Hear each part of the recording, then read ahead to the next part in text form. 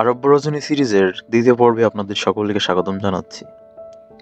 প্রথম পর্বে আমরা দুই বাদশাহ শাহজাদ এবং বণিকের গল্প শুনিয়েছিলাম। আজকে আমরা শুনব তারপর থেকে। যারা গল্পের সম্পূর্ণ স্বাদ নিতে চান তারা ডেসক্রিপশন বক্স থেকে প্রথম পর্বের লিঙ্ক দেওয়া আছে, সেখানে গিয়ে প্রথম পর্বটি দেখে নিন।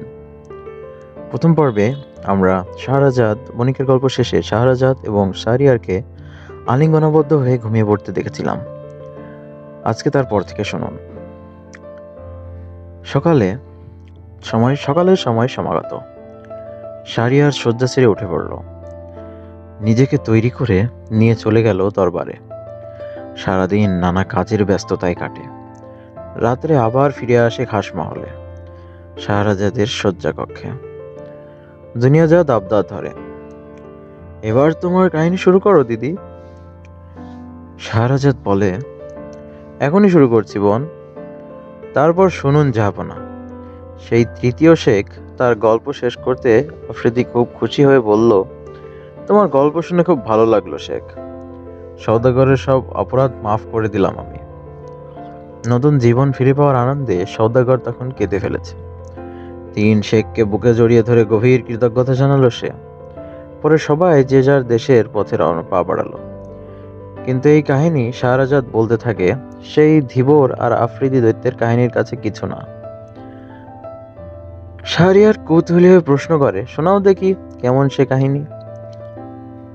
শাহজাদ শুরু করে, এক সময়ে এক বৃদ্ধ ধীবর তার স্ত্রী আর 3টি পুত্রকন্যা নিয়ে একটি নদীর ধারে বাস করত। ফি দিনে মাত্র 5 বার জাল ফেলতো। সে জালে তার বেশি কোনো দিন ফেলতো না। একদিন দুপুরবেলায় নদীর ধারে এসে জালের প্যাটরাটা নামিয়ে জলে ছড়িয়ে দিল জাল। কিছুক্ষণ বাদে জালটা যখন গুটিয়ে তুলতে থাকে তখন মনে হলো কি যেন একটা ভারী জিনিস জলে বেঁধেছে। আশায় আশায় কুলে তুলল সে জাল। হা আল্লাহ, এটা হাড়ির কলসি। জালটা গুটিয়ে নিয়ে আবার ছত্রাকারে ছড়িয়ে ফেলে জলে। এবার তুলে দেখলো জালে জড়িয়ে গেছে একটা মরা গাধা। মনটা খারাপ হয়ে গেল। আল্লাহর বোধ হয় এরকমই ইচ্ছা, তা না হলে এমনটা কেন হবে। গাধাটাকে জাল থেকে ছাড়িয়ে আবার জাল ফেলে জাল। এবার গুটাতে গিয়ে আর গুটাতে পারে না, পেল্লাই ভারী, টেনে তোলা দায়। যাই হোক, কায়দা কসরত করে তুলল। মনে আশা, এবার বুঝি বিরাট মাছ আটকেছে। কিন্তু তুলে দেখে মস্ত বড় একটা মাটির জালা, কাদায় ভর্তি। বিরক্ত হয়ে জালটা দূরে সরিয়ে দিয়ে আবার ফেললো জাল। এবার পেল কিছু ভাঙা পাত্র আর কাচের টুকরো। তখন সে 2 হাতে তুলে খোদাতালার কাছে ক্ষোভ জানাতে থাকে, হাই খোদা, আজ আমার পড়াতে কিছুই জুটলো না। 4 বার জাল ফেললাম, কিছুই পেলাম না। এবার শেষবার দেখি তোমার কি দয়া হয়। এই বলে শেষবারের মতো ফেললো জালখানা।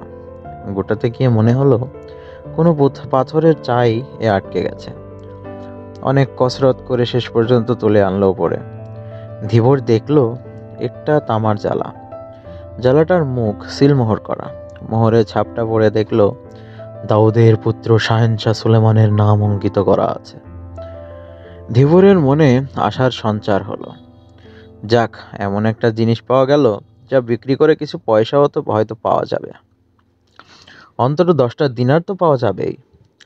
জ্বালাটা একটু নেড়ে চেড়ে দেখতে চাইল, কিন্তু বেজায় ভারী, নাড়ানো শক্ত।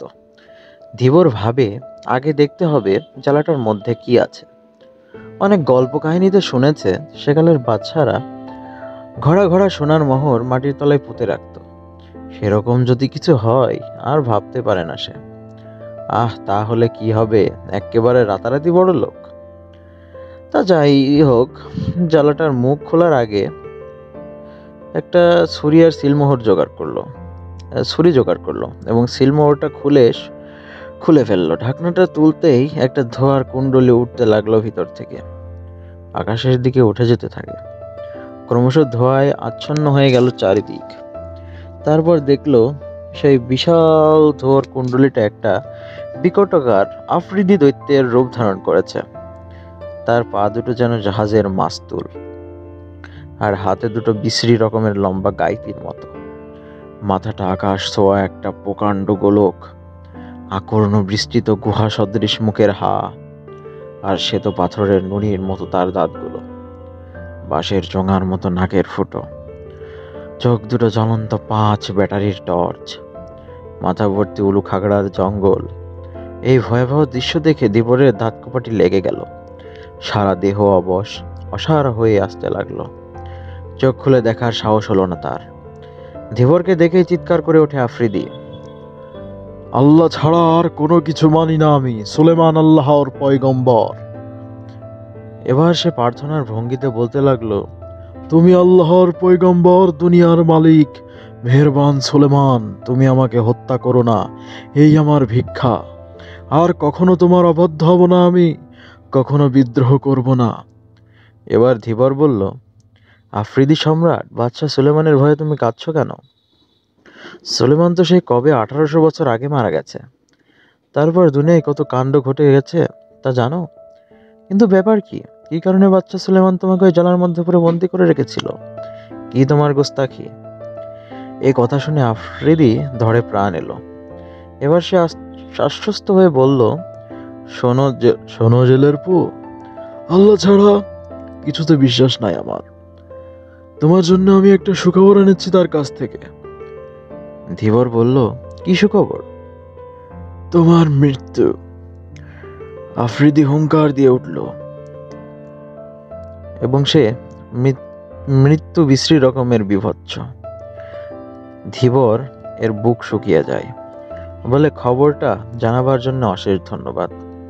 কিন্তু দৈত্য শিরোমণি, কি কারণে তুমি আমার মৃত্যু কামনা করছো? কি আমার গোস্তাখি?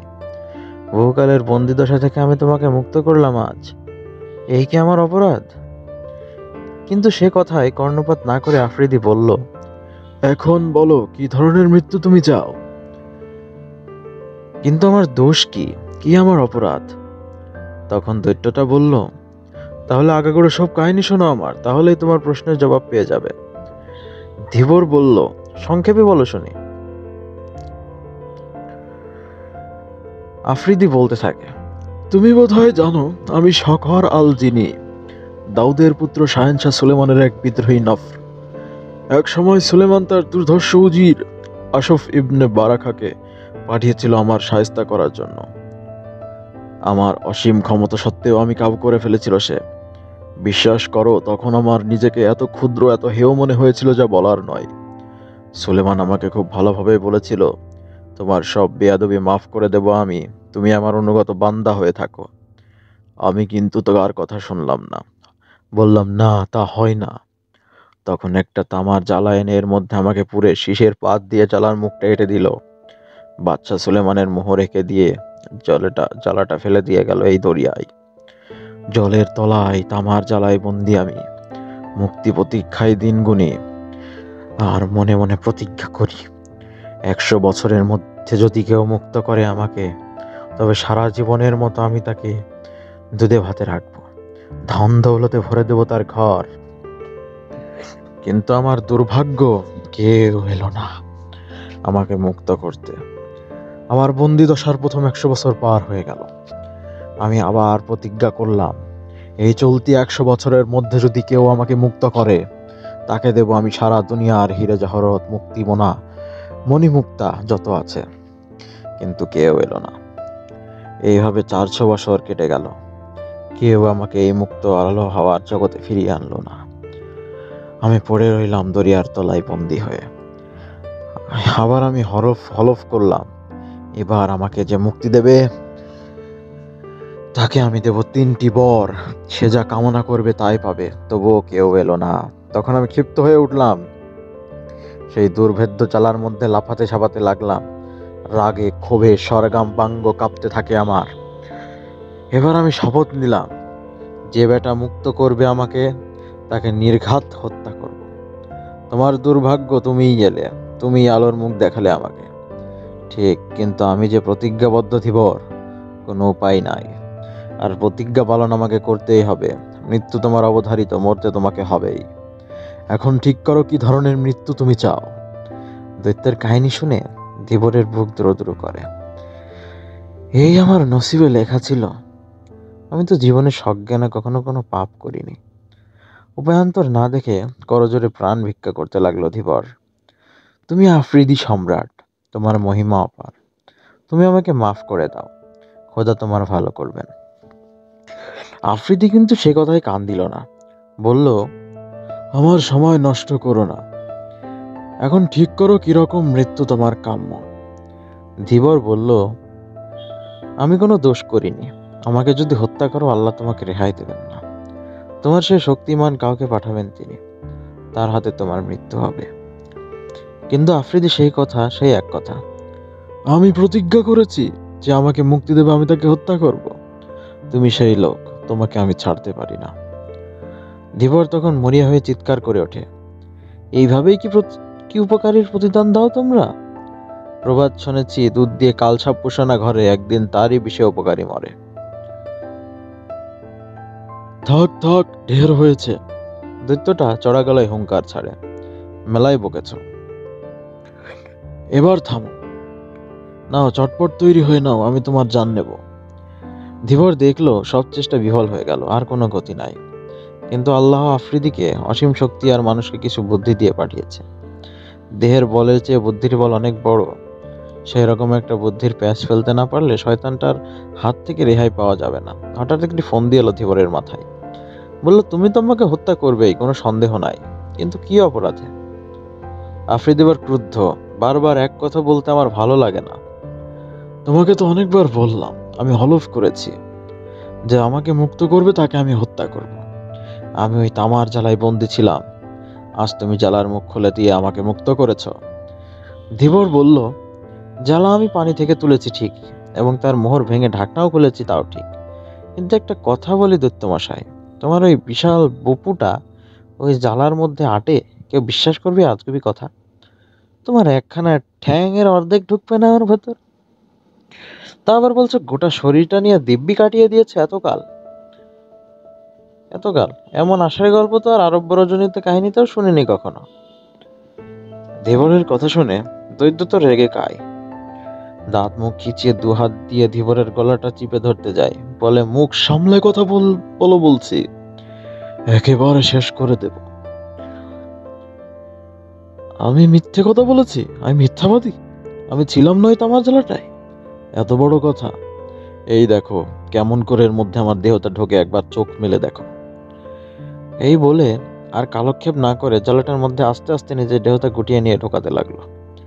এইভাবে পুরো দেহটা যখন ঢুকে গেল, তখনই ধীবর সেই শীষের ঢাকনাতে এটা দিয়ে জ্বালার মুখে। এমন সময় প্রভাতের আগমনে শাহরাজাদ থামলো। পরদিন চতুর্থ রাত্রির কাহিনী শুরু হলো। শাহরাজাদ বলতে থাকে, তারপর শুনুন জাহাপনা। ধীবর সেই শীষের ঢাকনা জ্বালার মুখে এঁটে দিয়ে অট্ট হাসিতে ফেটে পড়ল। আফ্রিদিকে শুনিয়ে শুনিয়ে চেঁচিয়ে বলতে লাগলো, ওহে শয়তানের বাচ্চা, এবার তুমি বেছে নাও কি ধরনের মৃত্যু তুমি চাও, না হলে আমি তোমাকেও আবার ওই দরিয়ার জলে ডুবিয়ে দিব, আর ওই দরিয়ার পাড়েই ঘর বেঁধে বাস করব, যাতে না অন্য কোনো ধীবর তোমাকে তুলে তার নিজের মৃত্যু ডেকে আনে। আমি ঢেড়া পিটিয়ে আশেপাশের 5টা গ্রামের লোককে জানিয়ে দেব তোমার শয়তানি। তোমাকে মুক্ত করা মানেই নির্ঘাত মৃত্যু। এই কথা চাউর করে দেবে সারা দেশে। ভয়ে কেউ ধারে কাছে ঘেঁষবে না এই দরিয়ার। দেখি কে কম তোমাকে মুক্ত করে। হা হা হা। জ্বালার মধ্যে নিজের বোকামির জন্য ছটফট করতে লাগলো আফ্রিদি, প্রাণপণে চেষ্টা করে বেরিয়ে আসার জন্য। কিন্তু সুলেমানের মোহরাটা জ্বালার মুখ খোলার বা ভাঙার ক্ষমতা কোনো দৈত্যের নাই। অনেক কাকুতি মিনতি করলো আফ্রিদি। তোমাকে কথা দিচ্ছি ধীবর ভাই, আমি তোমার কোনো ক্ষতি তো করবোই না, বরং দুনিয়ার ধন দৌলতে ভরে দেব তোমাকে। আমাকে ছেড়ে দাও ভাই। ধীবর কিন্তু তার কথা বিশ্বাস করে না। তোমাকে যে বিশ্বাস করবে সেই মরবে। তুমি কি জানো না সেই বাদশা উনানের উজির আর হেকিম রায়ানের কিস্সা? শোনোনি কখনো? জালার ভেতর থেকে আফ্রিদি বলে, না ভাই, বলো দেখি শুনি। ধীবর বলতে শুরু করে, তবে শোনো। পুরাকালে রুম দেশে ফার শহরে এক প্রবল প্রতাপ সুলতান প্রজা পালন করত।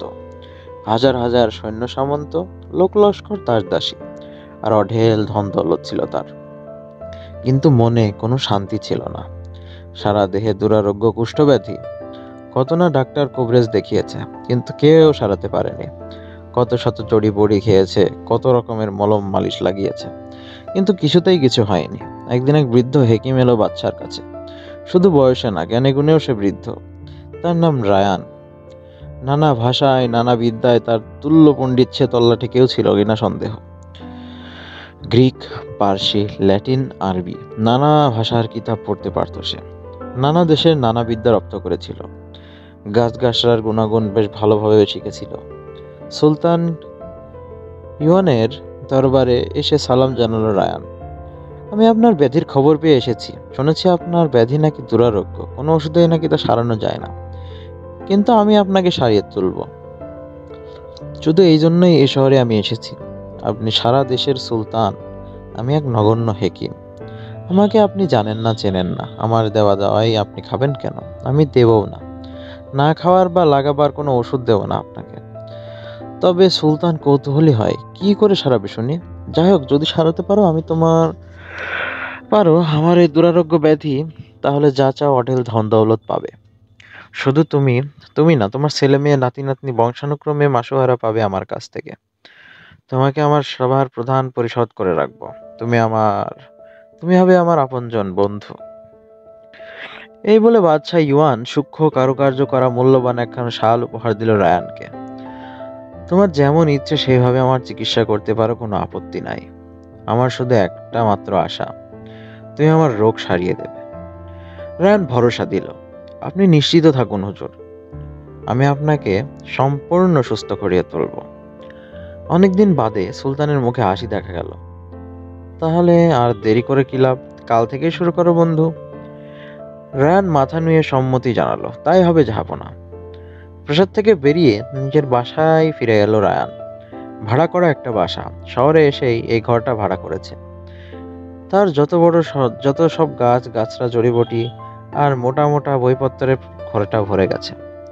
প্রথমে একটা ওষুধ বানালো রায়ান।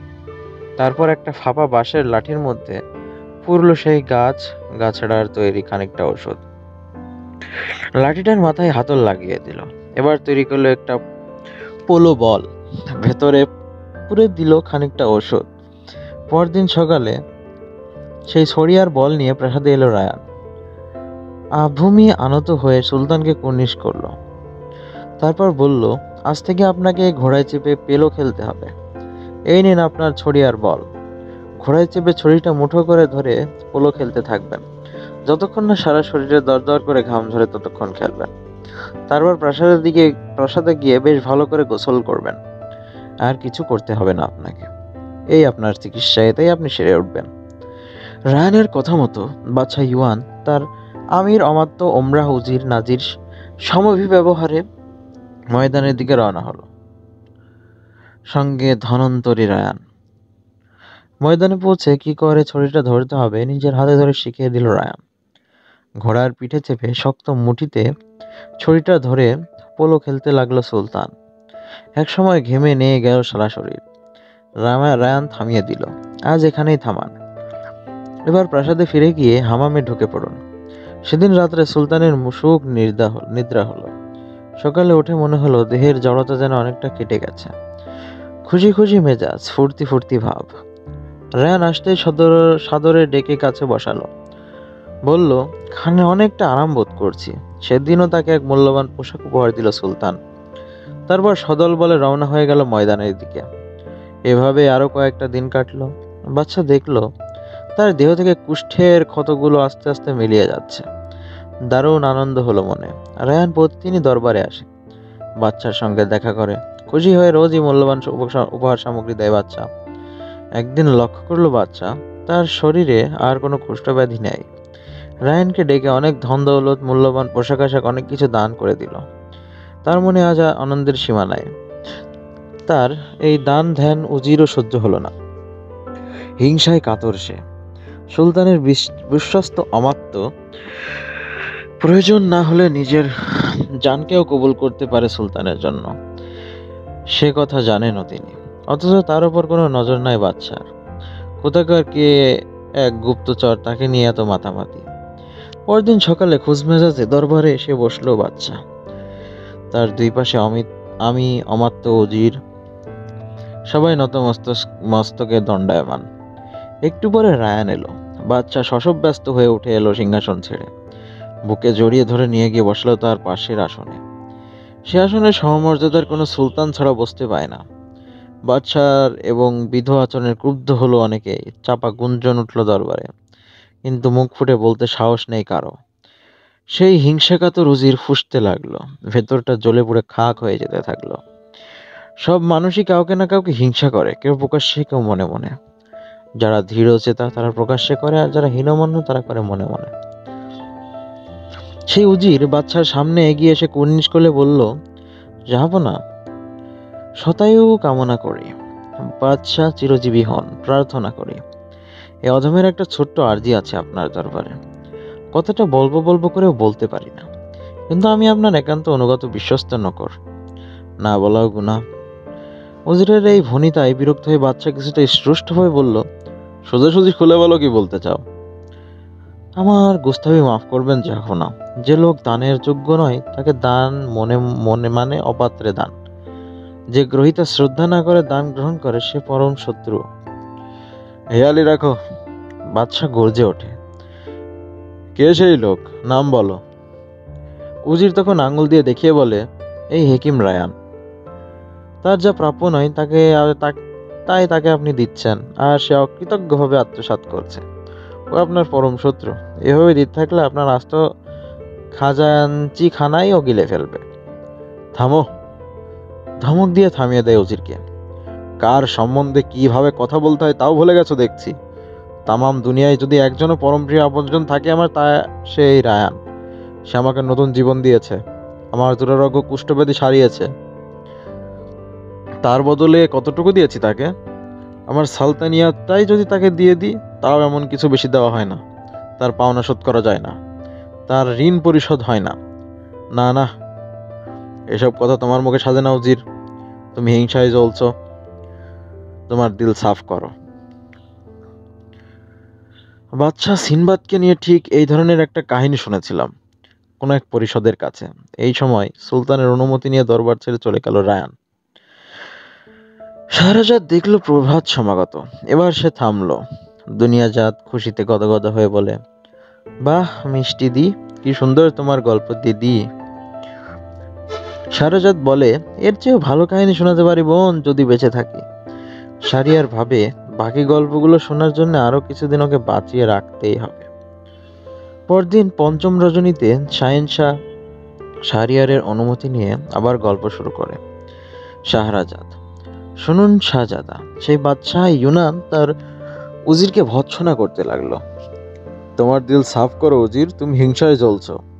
তোমরা হয়তো চাও রায়ানকে আমি হত্যা করি, এবং বাদশাহ সিনবাদ যেমন তার প্রাণপ্রিয় বাজ পাখিটাকে হত্যা করে অনুতাপের অনলে দগ্ধ হয়েছিল, তেমনি আমিও দগ্ধ হতে থাকি।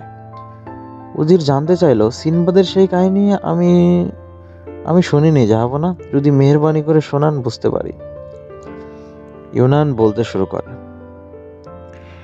এক সময়ে ফার শহরে এক প্রবল পরাক্রান্ত বাদশাহ বাস করত।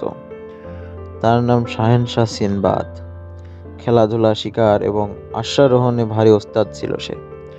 তার একটা পোষা শিকারী বাজ পাখি ছিল।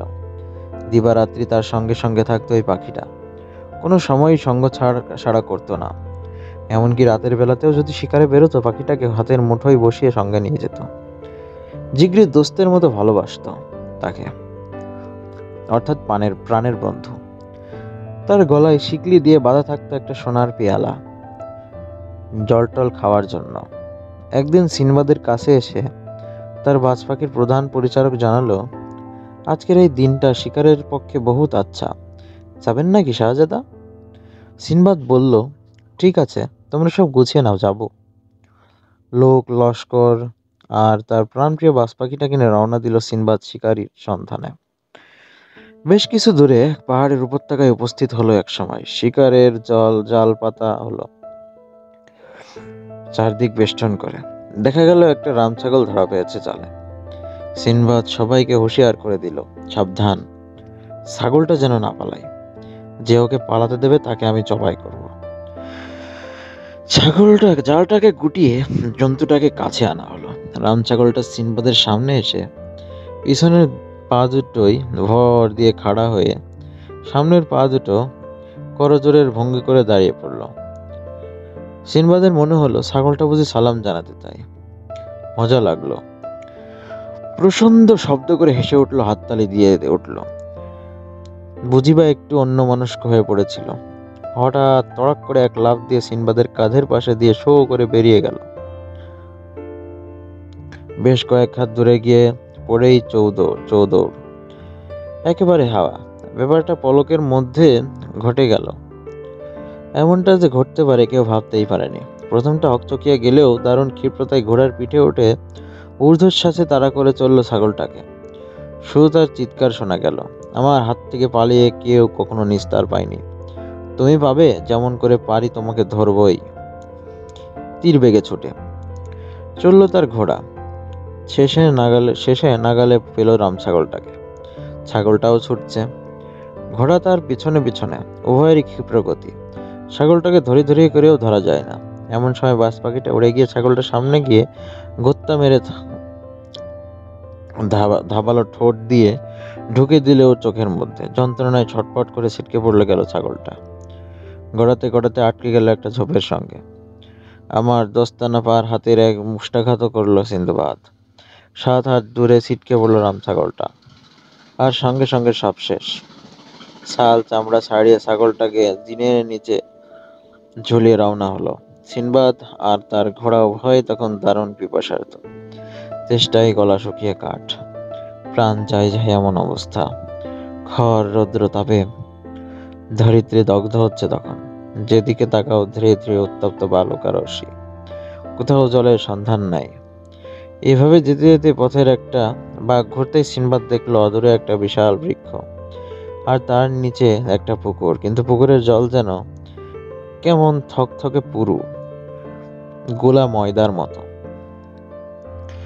চামড়ার দস্তানা ভরা হাতে বাজ পাখির গলা থেকে সোনার পেয়ালাটা খুলে নিয়ে পুকুর থেকে এক পেয়ালা জল ভরে এনে পাখিটার মুখের সামনে ধরে ধরল সিনবাদ। কিন্তু কি আশ্চর্য, এক ঝাপটায় পেয়ালাটাকে ছিটকে ফেলে দিল পাখিটা। পেয়ালাটা আবার ভরে নিয়ে এলো, আবার ওর মুখের সামনে তুলে ধরলো। এবারও এক ঝাপটায় ছুড়ে দিল পেয়ালাটা। এবার বিরক্ত হলো সিনবাদ। যাই হোক, আবার ভরে আনলো জল। এবার সে ঘোড়ার মুখের কাছে ধরতে গেল, কিন্তু সে একই ঘটনা। পাখার ঝাপটায় পাখিটা আবার ফেলে দিল পেয়ালাটা। এবার সিনবাদ ক্রুদ্ধ কুপিত হলো, তলোয়ার বের করে দুটো পাখাই কেটে ফেললো পাখিটার।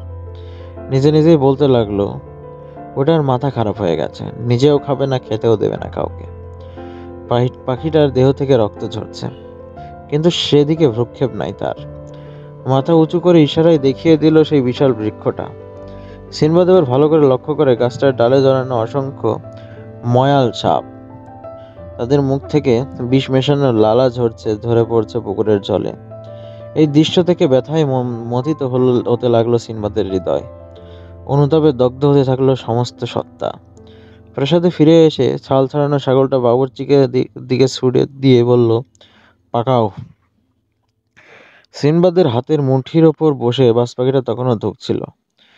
একটুক্ষণ পরে ঝপ করে সিনবাদ পড়ে গেল নিচে। সিনবাদ তুলে দেখলো সব শেষ। অনুতাপের অনলে পুড়তে লাগলো সিনবাদ। যন্ত্রণায় ছটফট করতে থাকে সে। আর কেউ না, আমি নিজেই তাকে খুন করেছি, আমার প্রাণের দোস্ত, আমার কলিজা। বাদশাহ ইউনান থামলো। উজির বলল, কিন্তু জাহাপনা, আপনার এই কাহিনীর সঙ্গে আমার কি সম্পর্ক? আপনি হয়তো বোঝাতে চেয়েছেন সিনবাদ তার পরম সুহৃদ উপকারী বন্ধু সেই বাজ পাখিটিকে হত্যা করে পরে অনুতপ্ত হয়েছিল। কিন্তু এই রায়ান আপনার পরম সুহৃদ উপকারী বন্ধু আদেপেই না। ও হচ্ছে ফন্দিবাজ, দারুণ শয়তান। কিন্তু হুজুর, এখন ভালো মন্দ বিচার করতে পারছেন না। রায়ানের মোহে আপনি আচ্ছন্ন। আপনার মোহ কেটে গেলে আপনা থেকেই বুঝতে পারবেন। এখন আপনাকে হাজার বোঝালেও বুঝবেন না। সে উজিরের বাদশাহ পুত্রের কাহিনী কি জানেন আপনি?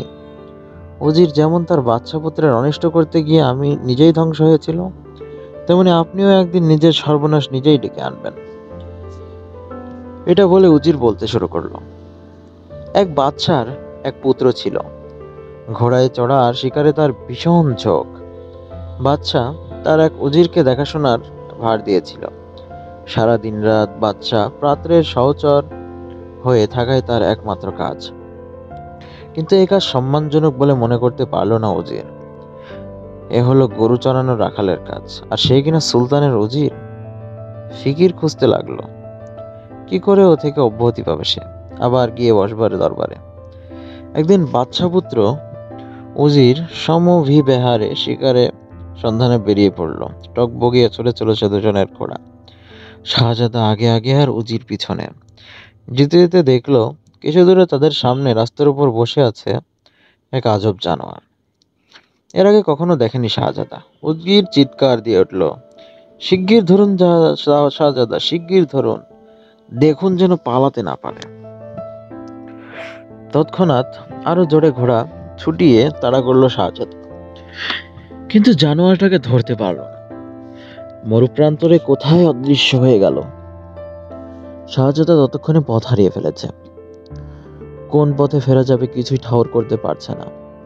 দিশেহারা হয়ে একটা অচেনা পথ ধরে চলে এসেছে। এমন সময় দেখলো কিছুটা দূরে পথের ধারে বসে একটি মেয়ে অঝরে কাঁদছে। মেয়েটি সুন্দরী, রূপবতী যুবতী। কাছে এসে শাহজাদা জিজ্ঞেস করলো, কে তুমি সুন্দরী, কাঁদছো কেন, কি হয়েছে তোমার? একসাথে এত প্রশ্ন শুনে হকচকিয়ে মেয়েটি বলে, আমি হিন্দের শাহজাদি। এই মরুভূমির মধ্যে পথ হারিয়ে ফেলেছি। আমার দলের লোকজনদের খুঁজে পাচ্ছি না। মেয়েটির কথা শুনে বড় মায়া হলো শাহজাদার। ঘোড়ার পিঠে তুলে নিল তাকে। যেতে যেতে একসময় দেখলো একটা ছোট্ট জরাজীর্ণ পোড়ো বাড়ি। মেয়েটি বলল, মালিক একটু থামো, আমার ছোট ঘর পেয়েছে, আমি এক্ষুনি আসছি। মেয়েটি নেমে সেই বাড়ির মধ্যে ঢুকে গেল। শাহজাদা অপেক্ষা করতে থাকে। অনেকক্ষণ কেটে গেল, কিন্তু মেয়েটি আর ফেরে না। ঘোড়া থেকে নেমে পায়ে পায়ে বাড়িটার মধ্যে ঢুকে পড়ে শাহজাদা। নিজেকে আড়াল করে নেয় একটা দেয়ালের পাশে। জানালার ফুটোতে চোখ রাখে দেখলো সেই মেয়েটা এক রাক্ষসীর রূপ ধারণ করেছে। ঘরে ছিল আরো দুটি রাক্ষসী, বুড়ো বুড়ি। মেয়েটা বলছে, তোমাদের জন্য আজ একটা নাদুস নাদুস মালপোয়া নিয়ে এসেছি। বুড়ি রাক্ষসীটা বলল, তাকে ভেতরে নিয়ে আয় মা, আজ আমরা পেট পুড়ে ফলার খাবো। এই কথা শুনে শাহজাদার বুক কেঁপে ওঠে। হাত পা হিম হয়ে যেতে থাকে। শরীর অবশ হয়ে আসতে লাগলো। কোনো রকমে সেখানে থেকে ছিটকে বেরিয়ে এলো। এদিকে সেই রাক্ষসী মেয়েটাও বেরিয়ে এসেছে। আবার সে আগের চেহারা, সুন্দরী রূপবতী যুবতী। শাহজাদাকে ভীত সন্ত্রস্ত দেখে সে হাসলো। বলল, অমন করে ভয়ে কাঁপছো কেন তুমি? শাহজাদা বলল, আমার মনে হচ্ছে শত্রুর আস্তানায় এসে পড়েছে আমি। তুমি না বলেছিলে তুমি বাদশাহর ছেলে? হ্যাঁ, তবে টাকা পয়সা দিয়ে তাদের বশ করছো না কেন? শাহজাদা বলল, পয়সার লোভে ভুলবে না, আমাকে মেরে আমার দেহটা ছিঁড়ে খাবে ওরা। মেয়েটি আটকে উঠল। তবে কি শাহজাদা সব জেনে ফেলেছে, সব শুনে ফেলেছে তাদের কথাবার্তা? তাকে তোকে ভুলিয়ে নিয়ে যাওয়া যাবে না ঘরে। সে এখন এখানে একা। শাহজাদার কাছে মারাত্মক শিকারাস্ত্র আছে। যদি তার বুকে বসিয়ে দেয়, একা রুখতে পারবে না সে। নিমেষে নিজেকে সামলে নিয়ে মেয়েটি বলল, তাহলে খোদাই একমাত্র ভরসা। তার নাম জপ করো, তিনি তোমাকে রক্ষা করবেন, সব বিপদ কেটে যাবে। দুহাত একত্র করে হাঁটু কেটে বসে মুদ্রিত নয়নে আল্লাহর কাছে প্রার্থনা জানায় শাহজাদা। চোখ মেলে দেখে মেয়েটি হাওয়া হয়ে গেছে। অনেক পথ ঘুরে ঘুরে অবশেষে প্রাসাদে ফিরতে পারলো শাহজাদা। বাবার কাছে আগে করে সব বৃত্তান্ত খুলে বলল। সব শুনে বাদশাহ উজিরের গর্দান নেবার হুকুম দিল। উজির তার কাজে গাফিলতি করেছিল, জেনে শুনে শাহজাদাকে রাক্ষস পুঁজিতে পাঠিয়ে দিয়েছিল। এই অপরাধে উজিরের প্রাণদণ্ড হয়েছিল। এই কাহিনী বলে বাদশাহ ইউনানের উজির বলল, আমার জন্য কোনো বদ মতলব থাকে, আমিও আপনার কাছে সমুচিত দণ্ড পাবো, এবং সে দণ্ড মাথা পেতে নিতে হবে আমাকে, আমি জানি। এবং এসব জেনে শুনেও আপনাকে আমি অনুরোধ জানাচ্ছি, আপনি যাকে আপাতত বন্ধু বলে মনে করছেন, মুক্ত হস্তে উপর হুকুম দিয়ে তাকে খুশি করার চেষ্টা করছেন, সে আপনার পরম শত্রু, অন্য দেশের গুপ্তচর, আপনার প্রাণনাশের যে ফিকির খুঁজতেছে। তার অসাধ্য কিছু নাই, সামান্য একটা লাঠি হাতে ধরিয়ে দিয়ে আপনার দুরারোগ্য বেরিয়ে এসে সারি দিয়েছে, জাদু মন্ত্রের মতো। যদি মনে করে অতি তুচ্ছভাবে সে আপনার মৃত্যুও ঘটাতে পারে। হ্যাঁ হ্যাঁ, ঠিক ঠিক বলেছ। বড় জব্বর কথা বলেছ। তুমি প্রাজ্ঞ ব্যক্তি। তোমার কথাই ঠিক। তোমার কথাই আমার শোনার দরকার। কি জানি, লোকটা হয়তো বা গুপ্তচর, হয়তো সে আমার মরণ ফাঁদ তৈরি করছে ভেতরে ভেতরে। তার অসাধ্য কিছুই নাই। হয়তো কোনো অলৌকিক কায়দায় আমার মৃত্যুও ঘটাতে পারে সে। হয়তো বা কোনো কিছু শুকতে দিয়েই আমাকে মেরে ফেলতে পারে। কি জানে তার মনে কি আছে। তাহলে তাহলে এখন আমার কি করা উচিত উজির? আপনার সামনে তাকে হাজির হতে হুকুম দিন জাহাপনা। তারপর এখানে এলে তার গর্দান নিয়ে নিন। ব্যাস, পথের কাঁটা সাফ হয়ে যাবে। আপনাকে খতম করার আগে তাকেই আগে খতম করে দিন আপনি। এই হচ্ছে একমাত্র শাহী কায়দা। বাদশার হুকুমে দুধ গেল হেকিম রায়ানের কাছে। তড়িঘড়ি রায়ান এসে হাজির। বেচারি জানেও না তার মৌত এত কাছে। এমনটাই হয়, মৃত্যু হঠাৎই আসে জীবনে। আগে থেকে সমন পাঠিয়ে আসে না বড় একটা। তাই মৃত্যুর আগমনে বিচলিত না হয়ে সহজভাবে নিজেকে নিয়তিকে মেনে নেওয়াই ভালো। কবির ভাষায়, শিশুর সারল্য নিয়ে ফুল্ল মনে নির্দ্বিধায় পথ চলো।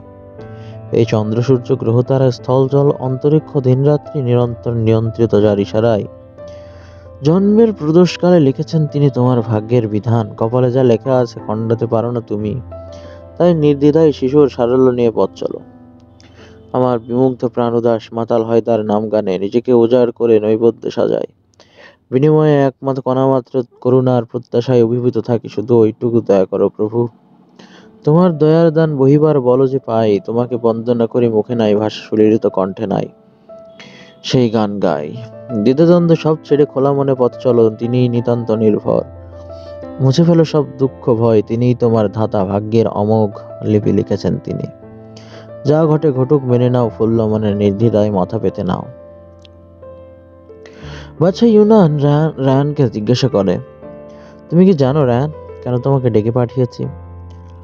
আপনার মনের কথা একমাত্র খোদা জানেন। আমি কেমন করে জানবো জাহাপনা? তোমাকে আজ ডাকা হয়েছে তোমার গর্দান নেবার জন্য। কেন আমাকে হত্যা করবেন? কি আমার অপরাধ? ওরা আমার পরিষদরা বলছে তুমি নাকি গুপ্তচর আমাকে হত্যা করতে এসেছো। সুতরাং আমাকে বাঁচতে হলে তোমাকে আগে হত্যা করতে হবে। এই বলে বাদশাহ জল্লাদকে হুকুম করলো, এই বিশ্বাসঘাতকের গর্দান নাও। তখন সে হতভাগ্য রায়ান কাতরভাবে মিনতি করতে লাগলো, আমাকে বাঁচান জাহাপনা, আল্লাহ আপনার ভালো করবেন। আমাকে মারবেন না হুজুর, এই পাপ আপনার সইবে না।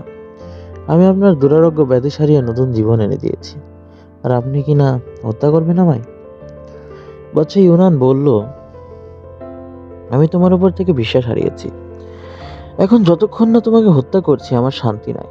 একটা তুচ্ছ লাঠি হাতে মুঠোয় ধরিয়ে দিয়ে তুমি আমার এই দুরারোগ্য ব্যাধি সারিয়েছ। সুতরাং তোমার অসাধ্য কিছুই নাই। হয়তো বা একটা ফুলের গন্ধ শুকতে দিয়ে তুমি আমাকে মেরে ফেলবে, কিংবা অন্য কোনো উপায়েও মারতে পারো। রায়ান মরিয়া হয়ে চিৎকার করে ওঠে, এই কি আমার পুরস্কার?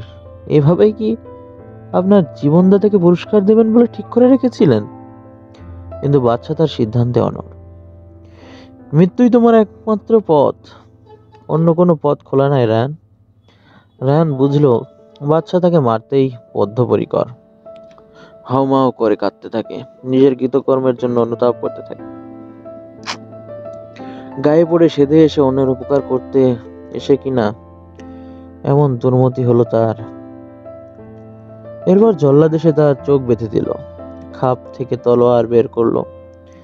বাদশার কাছ থেকে সরে আসতে বলল সে, কিন্তু রায়ান তখন ফুপে ফুপে কাঁদছে। ভয়ে পিছনে সরতে থাকে সে। দোহাই হুজুর, আমাকে ছেড়ে দিন, আল্লাহ আপনার ভালো করবেন। আমাকে বিনা দোষে হত্যা করলে আল্লাহ আপনাকে ক্ষমা করবেন না, আপনার সর্বনাশ হবে। বাদশা তখনও বলল, আমি যে হুকুম দিয়েছি তা নড়চড় হবে না। হাই খোদা, এই কি আমার পুরস্কার? এত সেই শয়তান কুমারীর প্রতিশ্রুতির মতো হলো। বাদশা জিজ্ঞেস করলো, কি সেই কুমারীর শয়তানি শুনি? না, আমার মরার সময় আর আপনাকে সব কাহিনী শোনাতে ভালো লাগছে না। আমাকে বাঁচান, আপনার ভালো হবে। অঝোর ধারায় জল গড়িয়ে পড়তে থাকে রায়ানের দুগাল বেয়ে। এমন সময় বাদশার কিছু প্রিয়পাত্র দাঁড়িয়ে আর্জি পেশ করলো, জাহাপনা, এই হেকিমকে ছেড়ে দিন, এই আমাদের প্রার্থনা। আমাদের মনে হয় লোকটা খারাপ না। তাছাড়া সে আপনার এই দুরারোগ্য ব্যাধি সারিয়ে আপনাকে নতুনভাবে জীবনদান করেছে। কিন্তু বাদশা বলল, ওর ক্ষমতা অনেক। সে তুচ্ছ উপায়ে আমার রোগ সারিয়েছে, তেমনি আবার কোনো তুচ্ছ উপায়ে আমাকে মেরে ফেলতে পারে। হয়তো আমাকে মারার জন্যই কেউ তাকে পাঠিয়েছে এখানে। হয়তো আমাকে মারতে পারলে অনেক বড় ইনাম সে পাবে। আমি একটু শান্তিতে বাঁচতে চাই। মাথায় দুশ্চিন্তা রেখে ঘুমোতে পারবো না। আমাকে মেরে ফেলা ছাড়া আমার দ্বিতীয় কোনো পথ নাই। একথা শুনে রায়ান আবার হাম্মাও করে কাঁদতে লাগলো। একটু পরে বলল, বাচ্চা, আপনি যখন আমাকে হত্যাই করবেন, তখন আমার একটা শেষ আর্জি আছে। আমাকে একবার আমার বাসায় যেতে দিন। আমার জিনিসপত্রগুলো একেবারে অগোছালো করে রেখে ছুটে এসেছি আপনার কাছে। সেগুলো গুছিয়ে টুছিয়ে পাড়া প্রতিবেশীর কাছ থেকে শেষ বিদায় নিয়ে আমি ফিরে আসবো। আর সবচেয়ে দরকার আমার ওই হেকিমি বইগুলো। ওগুলো আমি ওখান থেকে সরিয়ে দিতে চাই। আমার বইগুলোর মধ্যে একখানা বই এসব রোগের সার কথা লেখা আছে, এবং তার সারাবার সার দাওয়াই এর হদিসও দেওয়া আছে সেই বইয়ে। এই বইখানা রেখে দেবেন। এর থেকে আপনি অনেক দুরারোগ্য রোগ সারাবার দাওয়াই খুঁজে পাবেন। বাদশা জিজ্ঞেস করলো, সে বই কেমন? রায়ান বলল, সে এক মহামূল্যবান গ্রন্থ। তাতে যা লেখা আছে তা ধন্বন্তরী সব দাওয়াই এর কথা। আমার মুন্ডুটা যখন কেটে ফেলবেন, তখন ওই বইটার 3 পাতা খুলে উপরে 3টি লাইন পড়লে দেখবেন আমার বিচ্ছিন্ন মুন্ডুটা কথা বলছে। এমন অদ্ভুত কথা শুনে বাদশা মজা পেল। বলল, সত্যি? তোমার মাথাটা কেটে ফেললেও তুমি কথা বলতে পারবে? হ্যাঁ জাহাপনা, সত্যি। আমি যেসব অলৌকিক জ্ঞান সঞ্চয় করেছি, এ তারই একটা। এ কথা শুনে বাদশা হুকুম করলো, রায়ানকে সশস্ত্র প্রহরী ঘিরে তার বাসায় নিয়ে যাও। কিছুক্ষণ পর ফিরে এলো রায়ান। উজির, আমির, অমাত্য পরিবেষ্টিত হয়ে বাদশা বসেছিল সিংহাসনে। সামনে এসে দাঁড়ালো রায়ান। তার এক হাতে সেই প্রাচীন পুঁথি, অন্য হাতে একটা ছোট্ট বাক্সে কিছু পাউডার। একখানা প্লেট আনতে বলল সে একজনকে। প্লেট এলো। বাক্সের খানিকটা পাউডার প্লেটে ঢেলে সে বাচ্চাকে বলল, জাহাপনা, আপনি যখন আমার মুন্ডুটা কেটে ফেলবেন, তখন তার রক্ত বন্ধ করার জন্য প্লেটের পাউডারের উপর মুন্ডুটা রাখবেন। দেখবেন রক্ত বন্ধ হয়ে গেছে। এবার এই বইটা নেন হুজুর, কিন্তু আমার মুন্ডুটা না কাটা পর্যন্ত বইয়ের পাতা খুলবেন না। কাটা মুন্ডুর রক্ত বন্ধ হয়ে গেলে বইয়ের পাতা খুলবেন। কিন্তু বাদশা তখন উত্তেজনায় অধীর। ভালো করে শুনলেও না রায়ানের কথা। বইটা ছো মেরে তুলে নিয়েই তার পাতা উল্টাতে লাগলো। পাতায় পাতা সেটে আছে। বাদশা ডান হাতের তর্জনী ঠোঁটের লালায় ভিজিয়ে নিয়ে পাতা উল্টাতে চেষ্টা করে। প্রথম পাতাটা উল্টালো, কিন্তু দ্বিতীয় পাতাও সেটে আছে। আবার আঙুলটা মুখের লালায় ভিজিয়ে নিয়ে পাতাটা উল্টালো, কিন্তু কি ব্যাপার, কোনো পাতাতে তো কিছু লেখা নেই, একেবারে সাদা। বাদশা চেঁচিয়ে উঠল, কই, কিছু তো লেখা নাই এহে। রায়ান বলল, আছে আছে, পাতা উল্টান, লেখা চোখে পড়বে, যাবো না। বাদশা দ্রুত গতিতে পাতা উল্টাতে চেষ্টা করে, কিন্তু না। হাত পা যেন কেমন অবশ হতে থাকে, মুখ দিয়ে গ্যাজলা উঠতে থাকে, মাথায় ঝিমঝিম করতে লাগলো। তারপর ঘুরপাক খেয়ে ছিটকে পড়ে গেল সিংহাসনের নিচে। শুধু গো গো করে বলতে পারলো, বিষ, বিষ। তারপরই সব শেষ। এই কাহিনী থেকে কি শিক্ষা পেলে দৈত্য? যে অন্যায় করে না, আল্লাহ তাকে রক্ষা করে। তুমি অন্যায়ভাবে আমাকে হত্যা করার চেষ্টা করেছিলে, কিন্তু আল্লাহ উপরে আছেন, তিনি তোমাকে সমুচিত শিক্ষা দিয়েছেন। শাহরাজাদ দেখলো রজনী অবসান হতে চলেছে। থামলো সে। দুনিয়াজাত বলল, কি সুন্দর করে বলতে পারো তুমি দিদি। তোমাদের কাল রাতে আরো ভালো, আরো মজার গল্প শোনাবো বোন, কিন্তু সবই নির্ভর করছে মেহেরবান শাহজাদার ইচ্ছে অনিচ্ছের ওপর। পরদিন রাত্রে আবার কাহিনী শুরু হয়। তারপর সেই ধীবর দৈত্যকে বলল, একসময় তোমার কবজায় পড়েছিলাম আমি, এবার তুমি আমার কবজায়। তুমি আমাকে হত্যা করতে চেয়েছিলে, এখন তোমাকে আমি এক তামার জানার মধ্যে পড়েছি, এবার তোমাকে ওই দরিয়ার জলে ডুবিয়ে রাখবো। আল্লাহর দোহাই, অমনটি করো না ভাই, মরে যাব। তুমি কত মহৎ, কত উদার, আমাকে ছেড়ে দাও, তোমার দুটি পায়ে পড়ে আমাকে ছেড়ে দাও। আমি যা করতেছিলাম তার জন্য আমি অনুতপ্ত, আর কখনো এসব কাজ করব না, কথা দিচ্ছি। তুমি জানো ভাই, আমাদের দেশে প্রবাদ আছে, যে লোক তার দুষ্কৃত কর্মের জন্য অনুতপ্ত তাকে ক্ষমা করতে হয়। তা সে যত বড় অপরাধী হোক না কেন। উমান আর আতিকার জীবনী জানো তো? ধীবর উৎসুক হয়ে প্রশ্ন করে, কি সেই কাহিনী, বলো শুনি। দৈত্য বলে, নিশ্চয়ই বলবো, কিন্তু ভাই, এই ঝালার মধ্যে বন্দি হয়ে থেকে সেই কাহিনী বলতে আমার ভালো লাগবে না। জ্বালার মুখটা একবার খুলে দাও, আমি বেরিয়ে আসি, তারপর কত গল্প শুনতে চাও সব শোনাবো। কিন্তু ধীবর ভুলবার পাত্র নয়। না না, গল্প শোনার দরকার নাই আমার। তোমাকে আমি জলের তলায় ফেলবো এখনই। তোমাকে ছেড়ে দিলে তুমি আমায় আস্ত রাখবে না।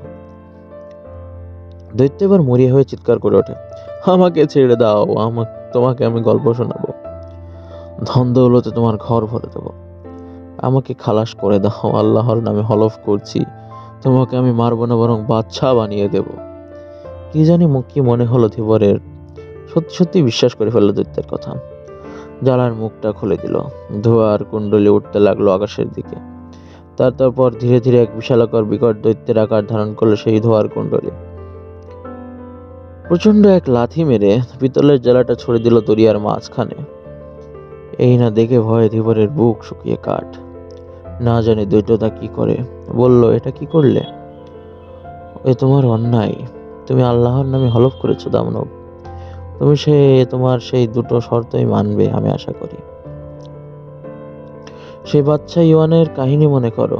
সে তার উপকারীকে হত্যা করতে চেয়েছিল বলে আল্লাহ তাকে ক্ষমা করলো না। তুমি যদি তোমার উপকারীর ক্ষতি করার চেষ্টা করো, তোমারও সেই দশা হবে। এ কথা শুনে দৈত্য অট্ট হাসিতে ফেটে পড়ল। ঠিক আছে, আমার সঙ্গে এসো। এই বলে সে লম্বা লম্বা পা ফেলে চলতে লাগলো।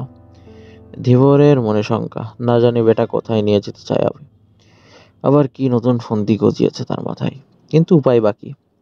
তার পিছনে পিছনে চলতে থাকে জেলে। ক্রমে শহর ছাড়িয়ে পাহাড়ের দিকে এগোতে থাকে সে। একসময় পাহাড়ের চূড়ায় উঠে দাঁড়ালো তারা। উপরে তাকাতেই চোখ পড়লো নিচে সুন্দর এক নীল নির্জন উপত্যকা। আর ঠিক তার মাঝখানে এক সরোবর। তার পাশে এসে দুটোতে থামলো। ধীবরকে হুকুম করলো, জাল ফেলো। ধীবর দেখতে পেল সরোবরে স্বচ্ছ জলে কি সুন্দর সব লাল, নীল, সবুজ নানা রকমের মাছ খেলা করে বেড়াচ্ছে। চোখ জুড়িয়ে যায়। জাল ফেললো সে। চার রঙের মাছ উঠলো। আনন্দে বুকটা নেচে উঠলো তার। দৈত্য বলল, এই মাছ চারটে নিয়ে এখানকার সুলতানের কাছে দাও। সে তোমাকে অনেক ইনাম দেবে। সেই টাকায় তুমি বড়লোক হয়ে যাবে। এ দেখো, অনেক দিনের বন্দি দশায় সব আদব কায়দা আমি একেবারে ভুলে গেছি। তুমি জাল ফেলবে? ভুলে গিয়েছি, তুমি তোমার গোস্তাকে মাফ করে দিও।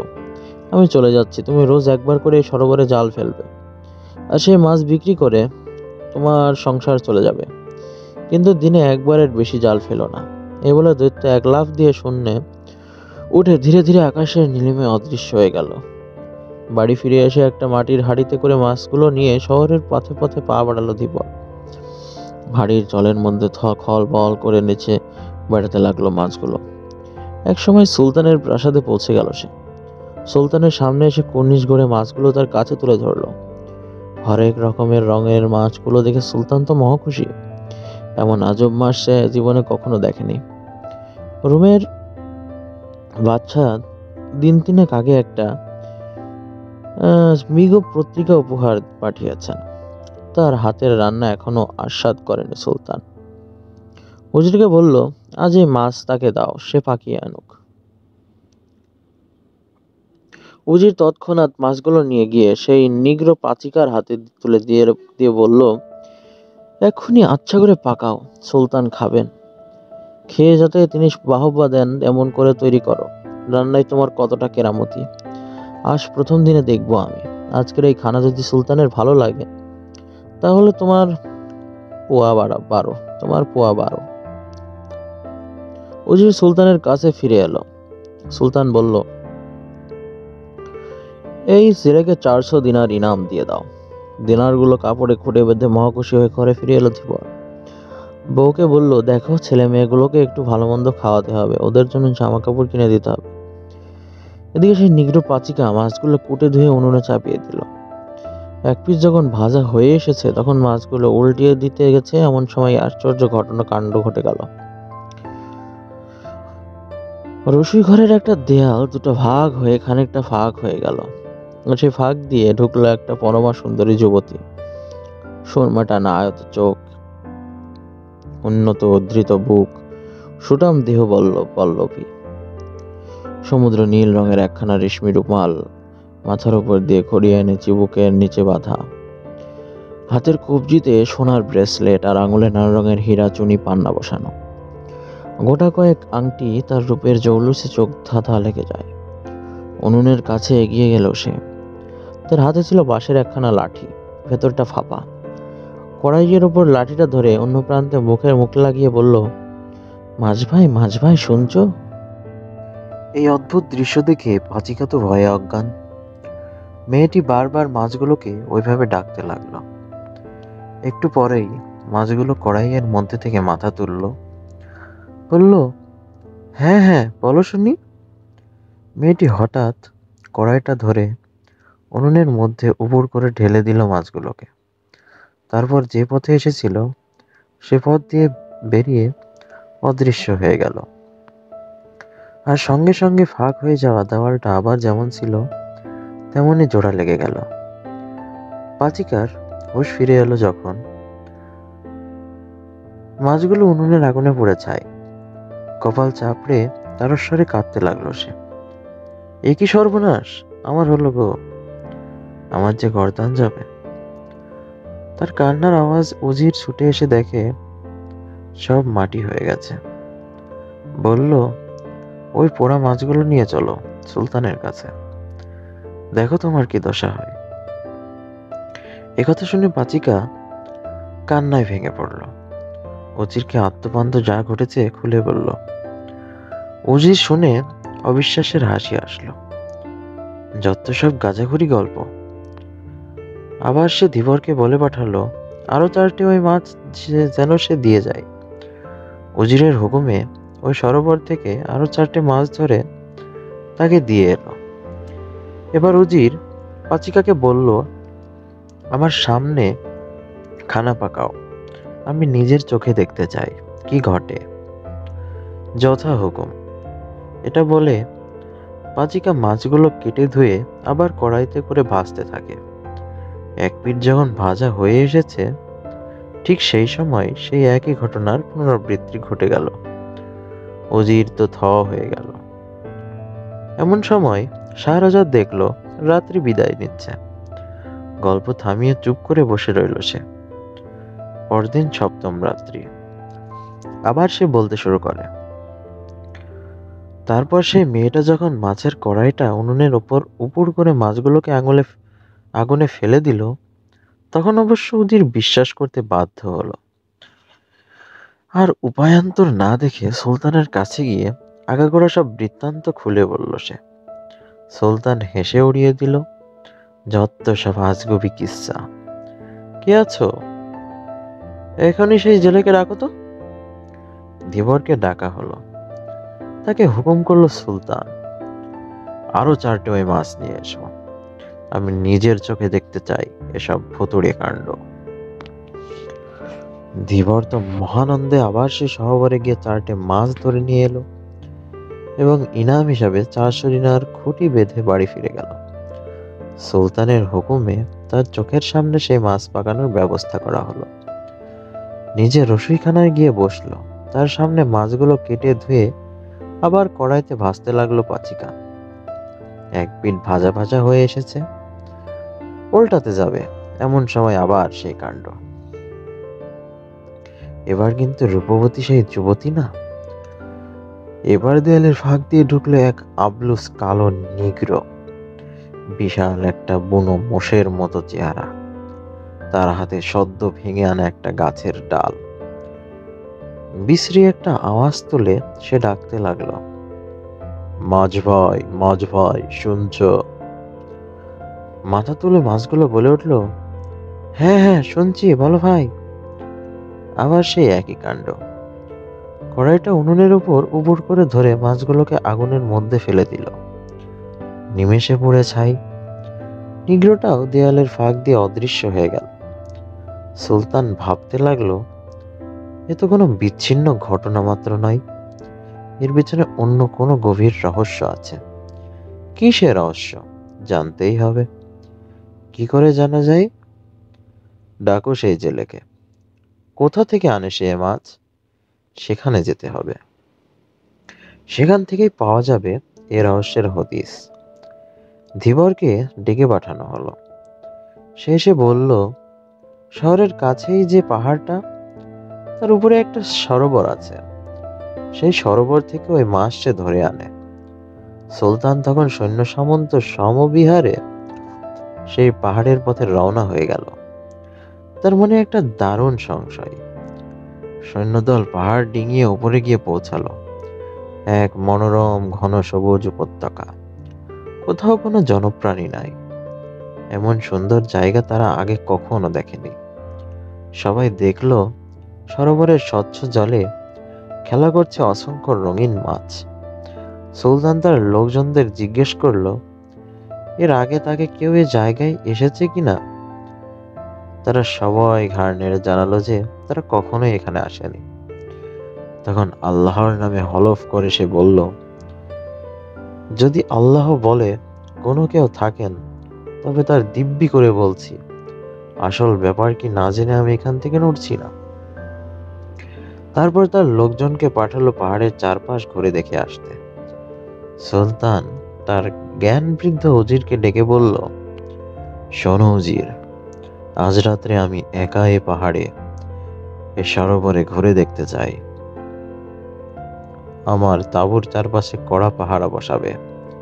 কেউ আমার সঙ্গে দেখা করতে এলে বলে দেবে, সুলতান কারো সঙ্গে দেখা করবেন না আজ রাত্রে। আমাকে খুঁজে বের করতেই হবে এই সরোবর আর তার আজব মাসের রহস্য। আমার এই মতলবের কথা যেন কোনো ক্রমে ফাঁস না হয় উজির। উজির হলফ করে জানালো, কেউ জানতে পারবে না। সুলতান ছদ্মবেশে একাকী বেরিয়ে পড়ল। সারা রাত ধরে ঘুরে ঘুরে বেড়াতে লাগলো পাহাড়ের কন্দরে কন্দরে। এভাবে রাত্রি যখন প্রায় শেষ হতে চলেছে, তখন সে দেখতে পেল ভীষণ কালো একটা বস্তু বেশ খানিকটা দূরে। তার মন নেচে উঠল। হয়তো এবার সে জানতে পারবে এই রহস্যের হদিস। কিন্তু তা হতহম্মি। কাছে আসতেই দেখলো একটা প্রাসাদ, আগাগোড়া কালো পাথরে তৈরি। প্রাসাদের সামনে এক বিশাল সিংহ দরজা, তার একটা পাল্লা খোলা। আস্তে আস্তে কড়া নাড়ল সুলতান, 1 2 3 বার, কিন্তু কোনো জবাব নাই। মনে হলো জনমানব বর্জিত, এখানে কেউ বাস করে না। পায়ে পায়ে ভেতরে ঢুকে পড়ল সে। একটু চড়া গলায় ডাকতে লাগলো, কে আছো ভিতরে? কে আছো এই প্রাসাদের মালিক? আমি এক ক্লান্ত পথিক, বড় তেষ্টা পেয়েছে, আমাকে একটু পানি দিয়ে যাও। বারবার উচ্চারিত হতে থাকলো তার কথাগুলো, কিন্তু কেউ সাড়া দিল না। আরো ভিতরে ঢুকে পড়ল সুলতান, একেবারে প্রাসাদের মাঝখানে, কিন্তু কোথাও কেউ নাই। সরু অট্টালিকা, সাজানো গোছানো, ঝকঝকে তকতকে। এক জলের ফোয়ারা দেখতে পেল সুলতান, তার চারপাশে 4টে সোনার সিংহ।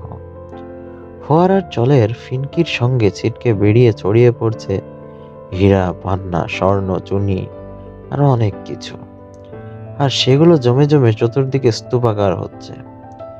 চারপাশের দেয়ালে নানা জাতের রং বেরঙের অসংখ্য পাখি, কিন্তু সবাই বন্দী, উড়ে পালাবার পথ নাই। উপরটা সোনার জাল দিয়ে ঘেরা। সুলতান তো বিস্ময়ে বিমূঢ়, কিন্তু চারিদিক তন্ন তন্ন করে খুঁজেও কোনো জনমানবের সন্ধান পাওয়া গেল না। ঘুরে ঘুরে ক্লান্ত হয়ে এক সময় বসে পড়ল এক জায়গায়। হয়তোবা রাত্রি জাগরণের ক্লান্তিতে একটু তন্দ্রাভাব জড়িয়ে ধরেছিল। এই সময় মৃদু কণ্ঠের এক করুণ সঙ্গীত ভেসে এলো তার কানে। হারিয়ে গেল প্রেমের স্বপন, কেন আমার ভাঙিয়ে দিলে ঘুম, তুষের আগুন জ্বালিয়ে দিলে, এমন করে করলে কেন খুন। মনে হলো বেশি দূরে না, কাছেই কেউ গাইছে। একটু এগোতেই সুলতানের চোখে পড়ে একখানা বাদশাহী পর্দা ফেলা এক দরজা। পর্দাখানা তুলতেই চোখে পড়ল এক পালঙ্কে অর্ধশায়িত এক যুবক। কি তার রূপ! টানা টানা চোখ, উন্নত নাসিকা, আপেল সদৃশ চিবুক, মাথায় একরাশ ঘন কালো চুল। তার চুলের আরণ্যের ছায় রাত্রি নেমে আসে, আর ওই উজ্জ্বল চোখের মণি, হার মানে আসমানের রূপবাক তারা। এমন রূপের ঐশ্বর্য দেখে কে না মুগ্ধ হবে বলো? আমি তো হবই, হতবাক আমি। এমন চাঁদের রূপ পেলেও সে কোথায়? কে দিয়েছে তাকে? সুলতানের মনে আর আনন্দে ধরে না।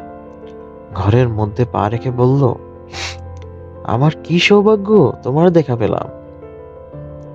কিন্তু পালঙ্কে অর্ধশায়িত যুবকটি যেমনই শুয়েছিল তেমনই শুয়ে রইল, তার সর্বাঙ্গ এক মূল্যবান শালে ঢাকা। শুধু বলল, আমাকে ক্ষমা করবেন, আমি উঠতে পারছি না, আমার দেহ অসাড়। সুলতান দুঃখিত হলো। একটু পরে জিজ্ঞাসা করলো, আচ্ছা, এখানকার ওই সরোবরে নানা রঙের মাছের কাহিনী কি তুমি জানো? যদি জানো আমাকে বলো। আরে কান্নার গানই বা তুমি গাইছো কেন? আমাকে জানাবে কি? তোমার দুঃখ কি? তোমার ব্যথা কি? এই কথা শুনে যুবকের চোখে অশ্রুধারা নেমে আসে। কান্না চেপে বলল, ভাগ্যের নিষ্ঠুর পরিহাসে আজ আমার এ দশা। এই বলে শালটা দেহ থেকে সরিয়ে দিল। সুলতান বিস্ময়ে বিমূঢ়। তার দেহের নিচের অংশ মার্বেল পাথরের, আর কোমর থেকে উপরের অংশ রক্ত মাংসের। যুবক বলতে থাকে, তাহলে শুনুন জাহাপানা, সে অদ্ভুত ধরনের রঙিন মাছের আর আমার দুর্ভাগ্যের কাহিনী আপনাকে বলি। এই বলে যুবকটি তার গল্প শুরু করল। আমার বাবা এক দেশের সুলতান ছিলেন। সে দেশ আপনি হয়তো চিনবেন না। খোদার দেয়ায় তিনি 70 বছর পূজা পালন করে গেছেন। তার মৃত্যুর পর আমি সুলতান হলাম। আমার চাচার মেয়েকে শাদী করে বেগম করলাম। সে আমাকে প্রাণ দিয়ে ভালোবাসতো। কোনো কাজে তাকে ছেড়ে কখনো যদি কোথাও যেতাম, না হওয়া খাওয়া ছেড়ে দিত সে। এমনই ভালোবাসা। এমনই হয়ে 5টা বছর কেটে গেছে। একদিন গোসলের জন্য সে হামামে ঢুকেছে। বাবুর্চিকে হুকুম করে গেছে নানা স্বাদের মুখরোচক খানা সাজাতে। আমি তখন আমার পালঙ্কে শুয়ে। আমার মাথা আর পায়ের কাছে 2 ক্রীতদাসী পাখায় হাওয়া করছে। হালকা ঘুমের আমেজ লেগেছে আমার চোখে। এমন সময় কানে এলো ওই 2 ক্রীতদাসী ফিসফিস করে বলাবলি করছে, আমাদের মালিকের কি দুর্ভাগ্য ভাই! ওইরকম একটা খারাপ মেয়ে মানুষ আজ তার বেগম। রোজ একটা করে নতুন মর্দা না হলে যার ঘুম হয় না, সে কিনা আমাদের মালকিন। ছি ছি! আমাদের মালিক কিন্তু ভাই একেবারে মাটির মানুষ। অত শত ঘোরপ্যাচ বুঝতে পারে না। কেউ যে তাকে ঠকাতে পারে সে কথা সে ভাবতেই পারে না। কি করে ভাববে বলো? অন্যজনে বলে সেই শয়তানিটা রোজ রাতে মালিকের শরাবের সঙ্গে কি একটা মিশিয়ে দেয়, আর তাই খেয়ে মালিক বেহুশ হয়ে পড়ে থাকে। সেই মৌকায় সে পরপুরুষকে নিয়ে মজা লোটে, সারা রাত ধরে ফুর্তি করে। ভোরবেলায় হুজুরের ঘরে এসে নাকের কাছে কি একটা ধরে, আর তখনই মালিকের ঘুম ভেঙে যায়, নেশা কেটে যায়। ওদের কথা শুনে সারাটা দুনিয়া আঁধার হয়ে যায় আমার চোখের সামনে। মাথাটা ঝিমঝিম করতে থাকে। একটু পরে হামাম থেকে ফিরে এসে আমাকে আদর করে জাগিয়ে দিল বেগম। এও নিত্যকার ঘটনা। এরপর আমরা খানা খেতে বসলাম। নানা স্বাদের সুন্দর সুন্দর খাবার, দুষ্প্রাপ্য শরাব। অনেকক্ষণ ধরে বেশ তৃপ্ত করে খেলাম দুজনে। রোজ রাত্রে শোবার আগে এক পাত্র শরাব পান করা আমার চিরকালের অভ্যাস। আর পাত্রটি নিজের হাতে তুলে দেয় আমার বেগম। সেদিনও সে যথারীতি তুলে দিল আমার হাতে। একটু কায়দা করে তার অলক্ষ্যে পিকদানিটা ঢেলে দিলাম শরাবটুকু। তারপর শয্যায় এলিয়ে পড়লাম ঘুমের ভান করে। আমার কপালে হাত বোলাতে লাগলো সে। কিছুক্ষণের মধ্যেই নাক ডাকতে লাগলাম আমি। শুনতে পেলাম ও বলছে, ঘুমোরে হারামজাদা ঘুমো, আমি চললাম। তোর সুরত দেখলে সারা শরীর জ্বলে যায় আমার। এবার সে সাজগোজ করতে লাগলো। দামি জামকালো শাড়ি পরলো, সুরমা টানলো চোখে, খোপা বাঁধলো সুন্দর করে, খোপায় গুজলো একটা লাল গোলাপ। একেবারে মনমোহিনী রূপ, আতর ছিটালো গায়ে, সারা ঘর সুগন্ধি খুশবুতে ভরে গেল। কোমরে বাঁধলো আমার তলোয়ারখানা, তারপর কালো একটা বোরখা দিয়ে ঢেকে নিল সারা অঙ্গ। এবার সে দরজা খুলে বেরিয়ে পড়ল। আমিও উঠে পড়লাম, তার পিছনে পিছনে ধাওয়া করে চললাম। প্রাসাদের চত্বর ছাড়িয়ে সিংহ দরজা পেরিয়ে চলতে লাগলো সে শহর সীমান্তের দিকে। ওদিকটায় কোনো সম্ভ্রান্ত লোক বসবাস করে না, নিম্ন স্তরের চাকর বাকররা থাকে সব। মাটির দেয়াল গাঁথা, খড়ের ছাউনি ঢাকা ছোট ছোট ঘর। আমার বেগম গিয়ে ঢুকলো এরকম একটা বাড়িতে। ঘরের পেছনে দাঁড়িয়ে একটা ঘোলঘলির ফুটোয় চোখ রেখে দেখতে থাকলাম তার কাণ্ড কারখানা। ঘরের ভেতর বসেছিল মোষের মতো বিকটাকৃতি মিশমিশে কালো এক নিগ্র। পুরু ঠোঁট দুটো ঝুলে পড়েছে, দাঁতগুলো বরফের টুকরোর মতো, হাতে আধখানা আখ, তার চারপাশে ইত্তাকার ছড়ানো আখের ছোবড়া, সামনে মাটির হাঁড়িতে হাড়িয়া। ঘরের ভেতর ঢুকেই আমার বেগম সেই নিগ্রোটার